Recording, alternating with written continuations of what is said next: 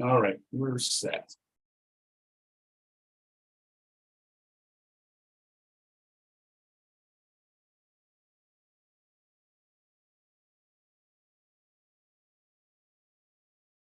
Okay, so as mentioned, silence can be an ally in the counseling and therapy setting, and it can also be an ally in the group setting, as we'll see. And I just want to kind of go through, just kind of review what we talked about last Thursday.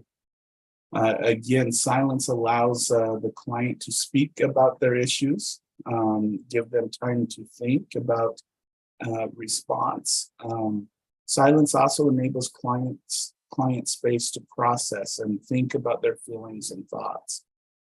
And it also helps gain some clarity over difficult things that they face and possible moving forward. So these are kind of all in summary, the reasons why we want to use silence to our advantage, even though we kind of feel like, why aren't we progressing more, or this is uncomfortable. So when we look at what the functions of silence are, we can narrow it down to two main functions. The one is it allows the client to tell their story and to feel heard and validated, okay? It also allows the counselor to gain a deeper understanding of the speaker's issues while providing a useful space for the counselor to consider appropriate responses to the client's story. So one way that you can think of silence is it's kind of a working space. So when there's silence between you and your client, this is a good time for you to go ahead and start processing what's being told to you as the therapist, and it allows the client to really think about what they just experienced and the questions that may have just been asked to them, and really process them on a deeper level than trying to force an instant response. So we do need to note something: use of silence. Culturally, we've been taught to be very uncomfortable with silence. And this is what makes this skill a very difficult skill. And this can influence the way that we use silence with clients. We may assume that because they're being quiet, they're uncomfortable, or they're in a state of stress or anxiety, and they're not comfortable with the situation. But those are all what we would call kind of stereotypes or schemas we have built in our mind because of culture and the mainstream, especially the mainstream culture here in the United States, that this is kind of the imprint, the schema that we apply to these situations. Especially new counselors are typically uncomfortable with pauses. They often rush in and fill the gaps. So, and again, I've seen it with myself, where there's time for just some silence, the client's being quiet, and all of a sudden the therapist will just force something into the situation. Okay? And by doing this, the counselor assumes inappropriately responsibility for the counseling session, meaning that, so not only do they force the conversation and force the information, they also put undue responsibility for the session itself. They assume that because it was such a quiet session, that there's something they're doing wrong. And so we gotta kind of gotta retool that thought process about silence. And again, I'll mention the person-centered approach. The counselor trusts that the client will work in a way at their pace, and that's suitable for them.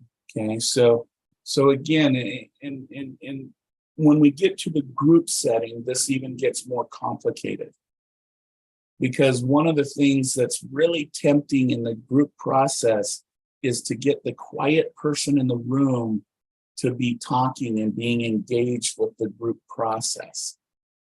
And is there times for that? Yes, absolutely. And I'll say, if you have established a good relationship with that person, and that person really enjoys the group, then silence may be something you want to check in on and just say, hey, I noticed during this group session you were really quiet, or you weren't as engaged as before. The thing that you have to do as the therapist is accept their answer for what it is at face value. So if they say, you know, it was just a heavy group today and I just had a lot to process, let that be. Or if they say, you know what, I had a hard work week at work and I'm just really tired. Okay, we all get that way. We've all. I was a student once. We all have kind of fell asleep in a class a couple times because of a long week, and then this is you have to go do this thing in order to keep yourself moving forward, and it can be exhausting. Okay, so within a group setting, kind of keep that balance between allowing a person to be quiet and processing, but also making sure they check in and kind of say, I noticed you weren't as engaging today. Is everything all right? And trust at face value what the client tells you when they answer. The counselor gives the client control of content and place of objects, and that's objectives. That's really one of the uses of silence. Is it allows, in the group setting, it allows your group to have control over the situation because you're not trying to force something onto the group, and it provides ownership to it. This includes listening to silence well as words, sitting with them and recognizing that silence may facilitate the counseling process. And one of the things that we tend to forget in our modern language society is that still, even with social media and all of these different things where things may be exaggerated and everything else, when we are face to face with somebody, still today, 90% of communication is nonverbal. And so when you're looking at silence, still engage nonverbally with your clients. And that tells you a lot. If they're fidgeting in their seat and they're looking away, that might tell you that they're very uncomfortable with what we're talking about. And you may need to take some steps back and reiterate the relationship and reiterate, you know, this is what we're here for. If the client is just there and they're deeply engaged in thought, it's having the foresight to let that happen. Okay, so I want to give kind of some reasons for silence for the counselor, and then we'll look at reasons for clients themselves. So what purpose can silence serve for the counselor themselves? A deliberate use of silence to encourage the client self-exploration. So there are times where in a session, it is useful to say, hey, let's take a moment and let's reflect on this question, or let's reflect on what we just said. Let's take about a minute and think about this and really process it. And then let's come back and let's talk about it some more. Okay. And this deliberate use of silence to encourage the client to carry the burden of the conversation. Okay. An organizational use of silence enables a counselor to collect her or his own thoughts. So not only can you use it to allow the client to process, but use that silent period for yourself constructively. Think about the session, where it's going, where it's been, and where you would think you may need to go next. And then naturally ending a phase of discussion. And this is, again, going back to, hey, let's sit here and let's reflect on what we've said today. And then let's come back and how about everybody do it? Let's do a checkout and see how everybody is doing with that information. And just sitting there for a minute or two and let that kind of, how do you say it in cooking word? Let that simmer and allow the information to really sink in, as you would say, with your participants. Now, on the client end, they may have a totally different reason for silence, but it's still useful. Okay, it can be a time to make connections, to wait for words and images to occur.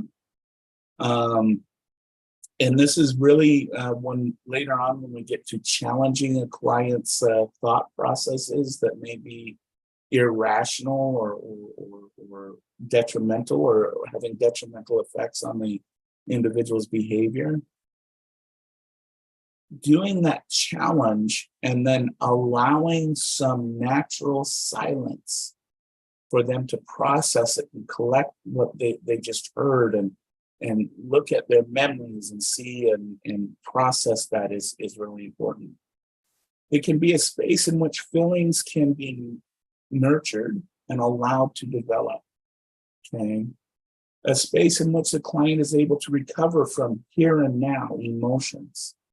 Okay. So, and this is very useful when you've just covered a very intense topic, because those emotions, I know that we think emotions follow us, but what we know from a scientific process is we keep those emotions with us. So when we have a really bad experience, technically that emotion and that bad experience dissipates right there in that situation. But what happens, because we're cognitive beings, is we take that emotional state and we carry it with us. It's kind of like baggage that we carry with us. And when we allow silence in these situations, it allows a client to leave that emotional state in the here and now. Let it be there. They don't need to carry that negativity with them anymore, okay? Because emotions are situationally bound, and we have to allow them to be bound in that space and not allow it to go with our client when they leave. An attempt to elicit a response from the counselor, such as satisfying a need for approval and advice, okay? And this is, so what this really is when a client asks you a question and you allow silence to occur. This does a couple of things.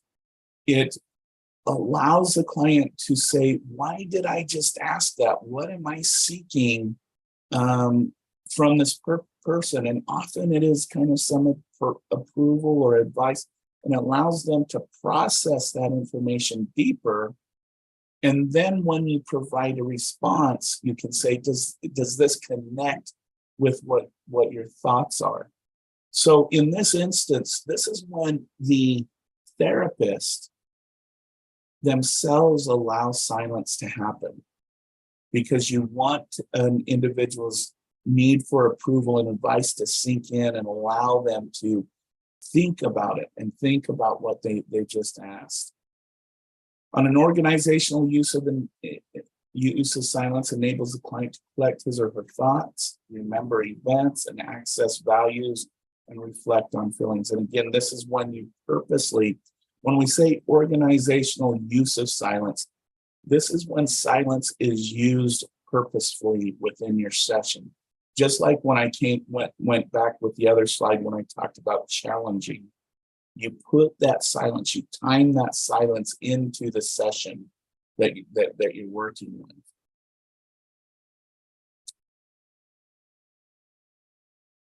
So what are some benefits to the counselor? So now that we talked about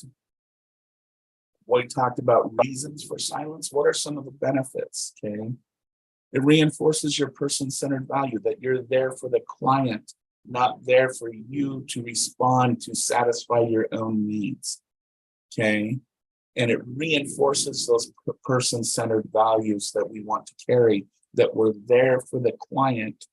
We don't need to fill in space for them. Okay.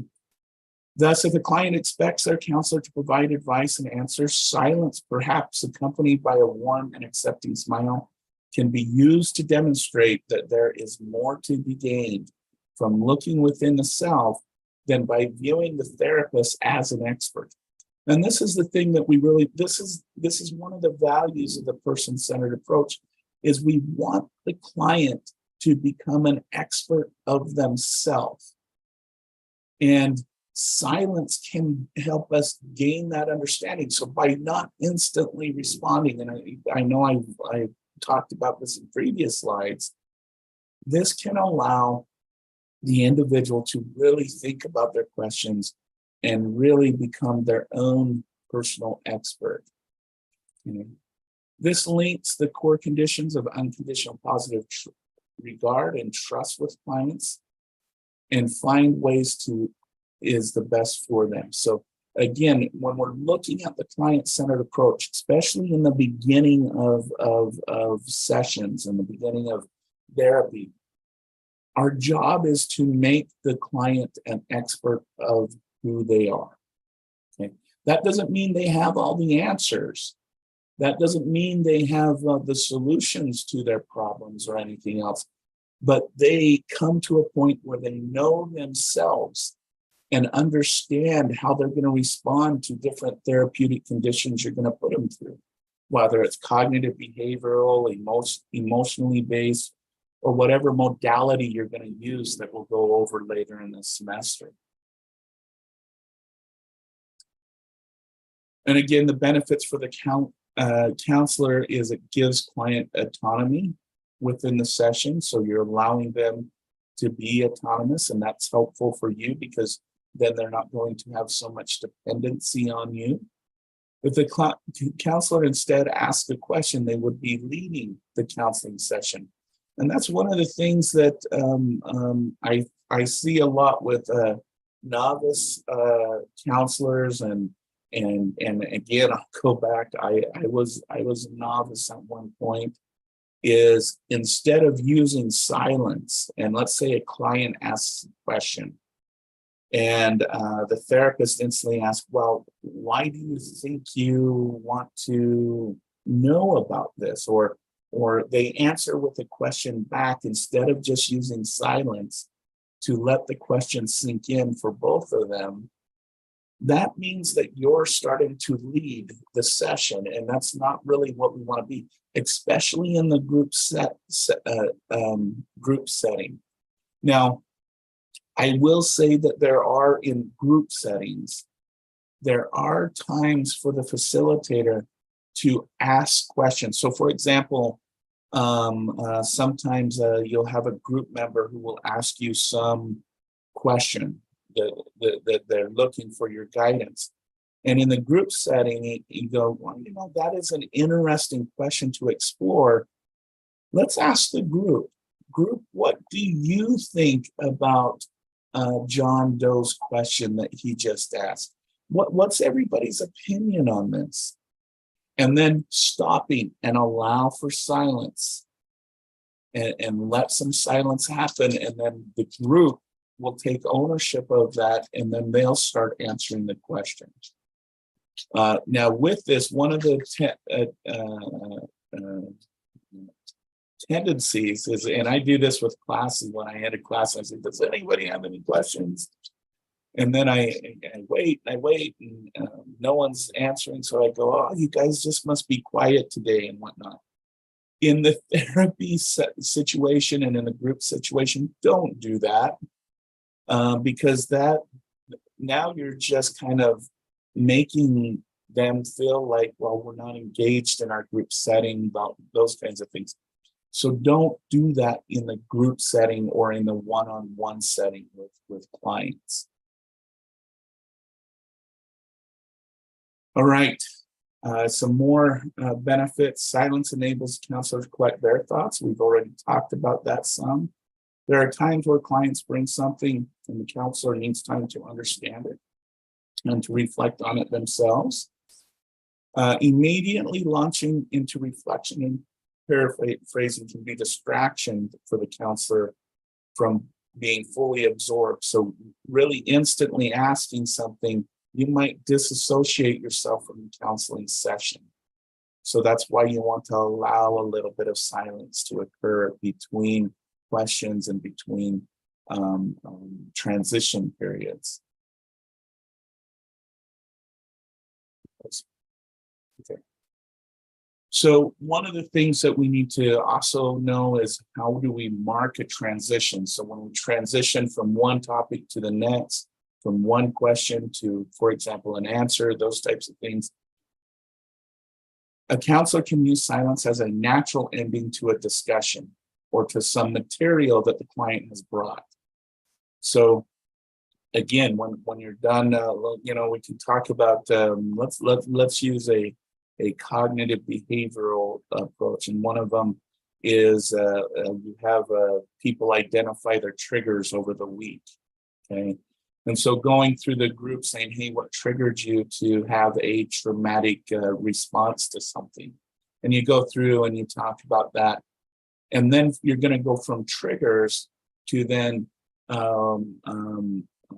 what could we do about it next time? Okay, so what are some ways we can handle those trigger healthy? What are ways that you did handle it healthy this last week?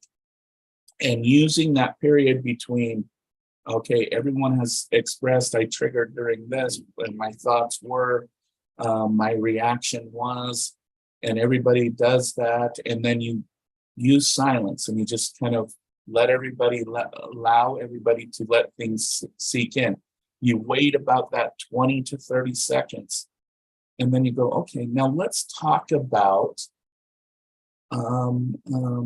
what we just did, and let's look at what we did right.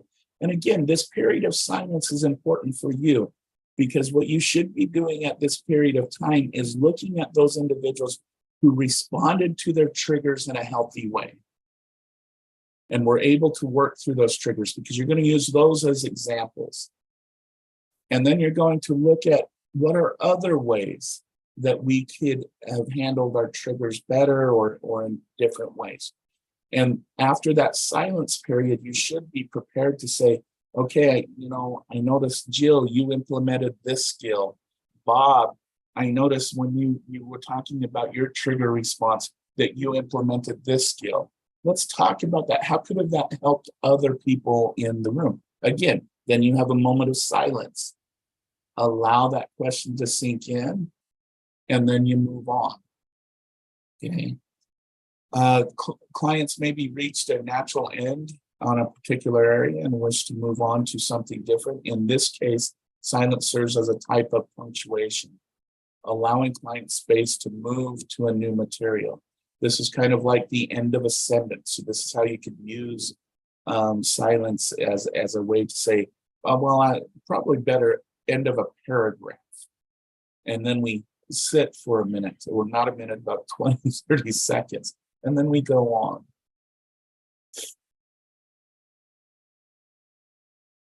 And again, this is just more review now, but some of the more benefits for a client is silence gives client time to make connections. It may be their first time, especially a client new to counseling, that they're putting names to feelings.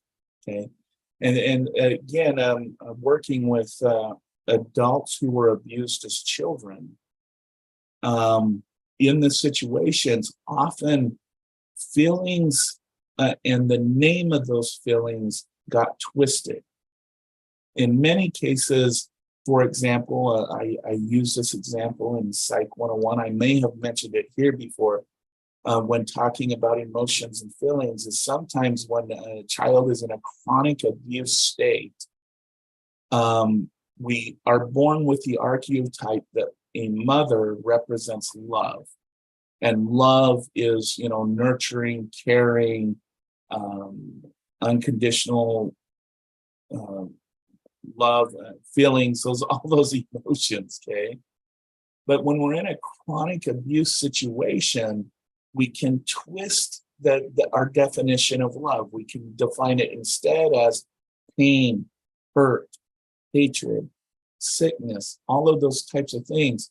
And then we can carry this definition into adulthood, into dysfunctional thinking about relationships, about how we should relate with other people, And so the use of silence in these cases, especially working with people who have had trauma, especially adults and adolescents that you're working with that had some type of abuse as children, they often have names for feelings mixed up.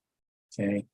And this is a good time to allow the client to go, oh wow, I've been looking at my relationships all wrong because I feel like the only thing I can control is pain and hurt.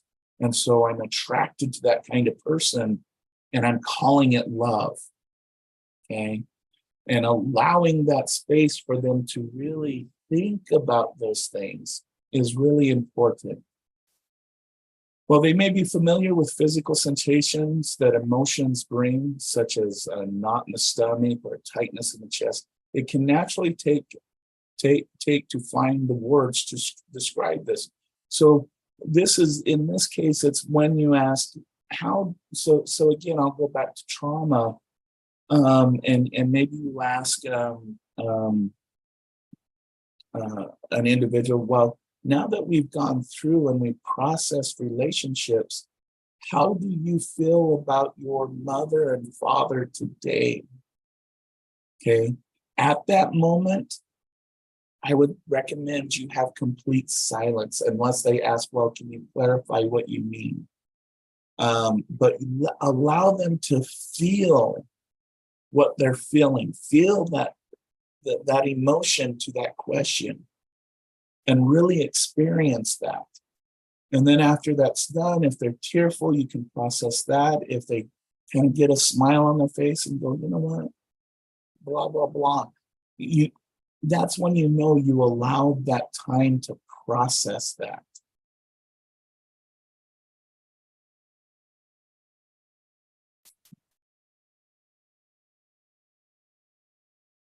And again, it's all about nurturing feelings. So again, we talked about on the cognitive end, silence can be used to get your thoughts together and get that. But on the emotional end, it can really nurture that space. And it's on two levels. It's on understanding their experiences, but it's also in the counseling session and building that relationship with you. And again, we've kind of already talked about this. And I will say one of the cases, and I'm going to bring up the crying issue. Okay. A lot of times when a client starts to cry, our first instinct is to nurture them in some way. That's usually verbally. We may want to go and rub their back or whatever it may be, however you soothe someone who's crying and you want to be physically engaged with the individual. And that's a natural tendency. But in the session, you have to realize that you are processing really heavy stuff. And they already trust that you are there to allow them to have that space to experience that feeling. And I want you to understand this, is that when a client is crying in your space, most of the time it's because you've allowed them the ability to feel that pain and to feel that hurt. Okay. I will tell you when I did domestic violence crisis interventions, this is when we would actually go to law enforcement would create a safe place, they'd arrest the offender, whatever, and they'd call us, we'd come in and we'd do crisis intervention with the survivor of the abuse. And I will tell you, there's been several times where I've just sat there for an hour after establishing a relationship with them and just allowing them to feel the emotions that they're going through.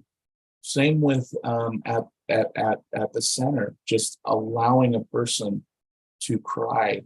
I will tell you, because I know a lot of you like to work with youth. A lot of times I worked in a college setting with very young college students who it was their very first time out of their house. Their house was not a healthy place. Their home was not a healthy place.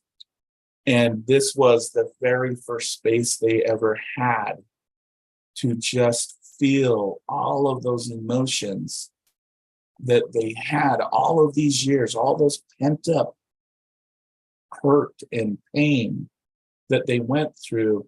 And you may be the first safe space that allows an individual to do that. And so I'm going to say this, and I'll stop my little soapbox I have going. Allowing a person to cry in silence is essential for the work that we do. And resisting that urge to say things like what we say to our kids: everything will be okay. You don't need to cry. We'll get through this. That's completely inappropriate in our setting. Okay? And I just want to hammer that nail down, is we need to give people space to feel pain, to feel emotions, to feel all that heaviness, and to let it be experienced.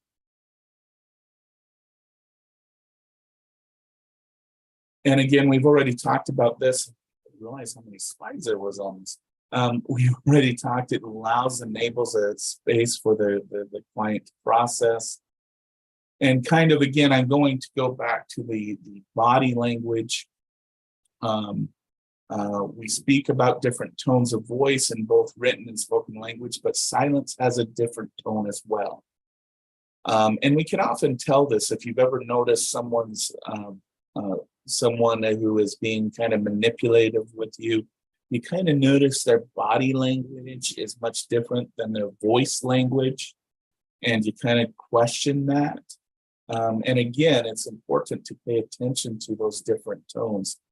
Silence counseling is not about being physically present yet quiet. Okay, is not just about being physically present, but also quiet and allowing that silent tone.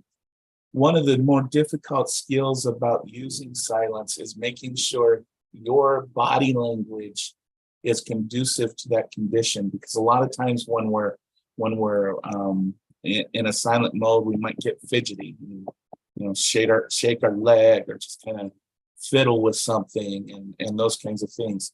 And it's important in that condition to kind of refrain from that kind of action we naturally have to silence.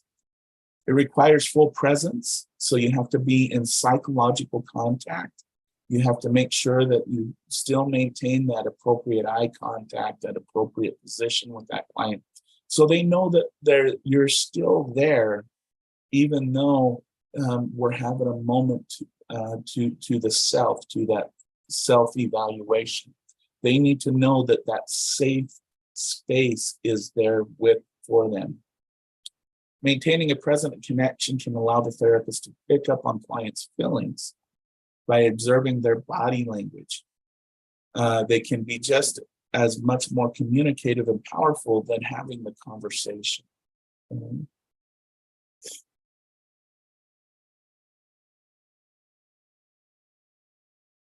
All right. And this is Carl Rogers. If you remember, Carl Rogers was one of the founders of humanistic therapy, or centered person therapy. He said, empathy is the ability to perceive the internal frame of reference of another with accuracy, and with the emotional components and meanings which pertain thereto, as if one were the person, but without ever losing the as if condition. Okay. And that's the important thing to continue to think about when you think about how you will structure a group, how you will structure a one-on-one session with someone, is how do you create that space where you as the therapist can understand the person's condition and emotional state accurately and meaningfully. And how can you create a space in which the client can start to finally be authentic with themselves, instead of constantly covering up issues or ignoring issues or trying to act like someone that they're not. Okay. And that's the importance of all of these things that we've talked about today. Okay. Let's see, where are we heading? Okay. So our next topic